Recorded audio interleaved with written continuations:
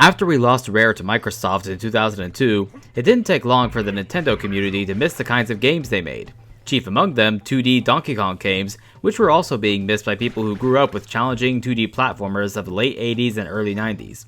So in comes Retro Studios to attempt to revive the games that made the SNES such a success. It's Donkey Kong Country Returns for the Nintendo Wii. The story is rather simple like the classic Donkey Kong Country games, but perhaps a bit wackier. An army of tiki creatures has stolen a horde of DK's bananas and hypnotized most of the animals on Kong Island. When they try to hypnotize DK but it doesn't work, either because he's too smart or too stupid depending on who you ask, DK decides the only thing to do is go on a rampage, smashing tikis and bouncing on animals in old school 2D fashion. Returns features 3D characters on a 2D plane. It's very similar to the original games, but much more advanced. It's not just that the frame rate is smoother, the levels are bright, colorful, and well polished, the characters all have better animations, and the dynamic weather is back. The levels have really expanded a lot, as they'll incorporate the backgrounds into the gameplay in ways where some creatures or ships in the background will throw something into the foreground to try to stop you, or at key points you launch yourself into the background to conquer more of the level. What I thought really stood out were the levels that experimented with different visual styles like this one silhouette level. It just looks awesome and shows how much imagination Retro Studios put into this game. I was also impressed by how faithful this game stayed to the sound design of the original. A lot of the music is the same music from the original trilogy, just presented in higher quality, while the new tracks still fit in with the Donkey Kong Country theming. Of course, there's no voice acting again, but the sound effects and animal sounds, including the sounds of the Kongs, are all very well made. It adds a great sense of liveliness to the game, and again, the music gives the gameplay a good sense of rhythm. That's not the only thing that this game has continued from the originals that inspired it. DK can defeat enemies by jumping on them, rolling at them, picking up objects and throwing them, or pounding the ground to knock them upside down. But rolling, ground pounding, and some other actions are done by shaking the Wii Remote while holding it sideways like an NES controller. While this adds more engagement to the side-scrolling gameplay, it never feels intrusive to the game as there aren't any other motion controls that are needed. You won't need to swing the Wii Remote around like a sword or point it at the screen to shoot anything. You could tell Retro intentionally designed this to be just a simple add-on to the controls that we remember from the classic trilogy. These moves are even used to find hidden items like banana coins and hearts. Retro also made other additions to the gameplay that feel like natural expansions. For one thing, not only are minecart levels back, but there are more of them this time, and a lot of them are just as crazy as some of the regular levels that are packed with big events happening in them. Often you'll see something crazy happening in the background, like a giant octopus for example, that will cause some insanity to ensue in the foreground where you are platforming through. It's not that uncommon in this game to have to jump your way quickly through a chain of explosions and platforms collapsing underneath you, which brings me to a big thing about this game.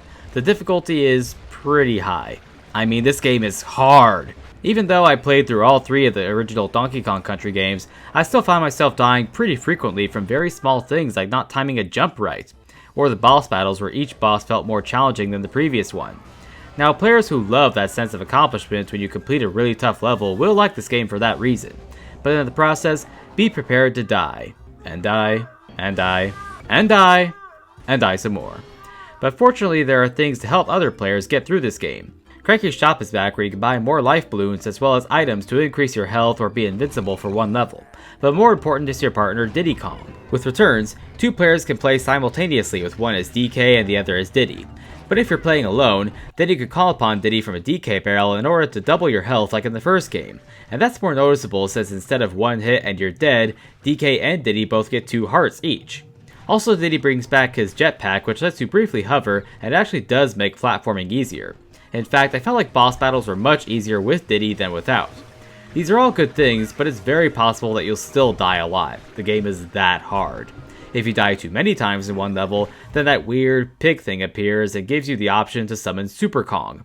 He'll actually play the level for you and complete it so that you can move on to the next level. Now, some so-called hardcore gamers have taken issue with such a character because they feel like it makes the game too easy and too forgiving for new players. But I actually see this as a good thing. Since kids will likely want to play this, Super Kong keeps the game accessible to younger players as well as players less experienced in 2D side-scrollers. There's also the fact that Super Kong playing it for you may complete the level, but won't give you any items like the Kong letters or the puzzle pieces that unlock bonuses in the game. So if anything, Super Kong can simply be a guide you use to teach you how to play through a level so that you can beat it on your own. Even though this game is arguably harder than the originals, it's features like that, and giving your characters hearts, that give the game a nice balance. The only thing that might really disappoint longtime fans is the lack of classic enemies. King K. Rool and his army of Kremlings are noticeably absent from this game. Instead, they were replaced with evil tikis and brainwashed animals from around the island. Don't get me wrong, the mechanics of this game still make it a very solid entry into the Donkey Kong Country series, but there were plenty of times that I missed fighting anthropomorphic crocodiles. Donkey Kong Country Returns tends to go for anywhere from $15 to $30 online.